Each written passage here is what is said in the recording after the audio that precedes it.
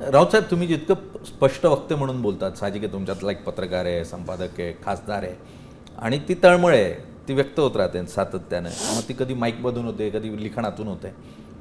पण तुमचं ते जे काही दररोजचं पत्रकार परिषद असते, त्याला एक भोंग्याचं रूप देऊन तुम्हाला भोंगा म्हटलं जातं. म्हणजे महाराष्ट्रातला अनधिकृत नौबाजीचा भोंगा अशा स्वरूपात जे तुम्हाला बिरुद लावलं गेलंय, लावू द्या. त्या बिरुदाकडे कसं बघता?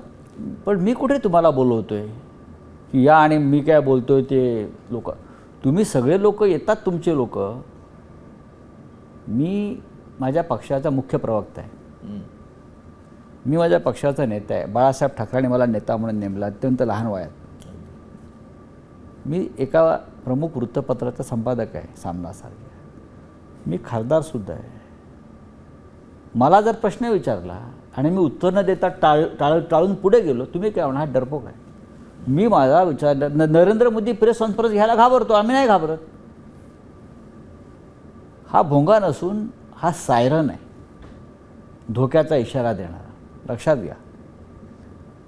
ज्याला ऐकायचं आहे ते ऐकतील, ज्यांना नाही ऐकायचं ते ऐकणार नाहीत. पण फडणवीससुद्धा ऐकतात, त्यांचं मंत्रिमंडळ ऐकतं, भाजपचे लोकही ऐकतात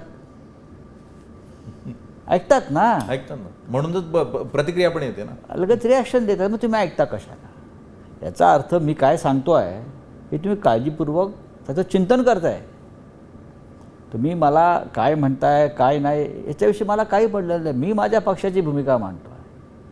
महाराष्ट्राच्या देशाच्या राजकारणावर महाराष्ट्रातून भाष्य करणं ही गरज आहे. महाराष्ट्र काय मुका आहे का?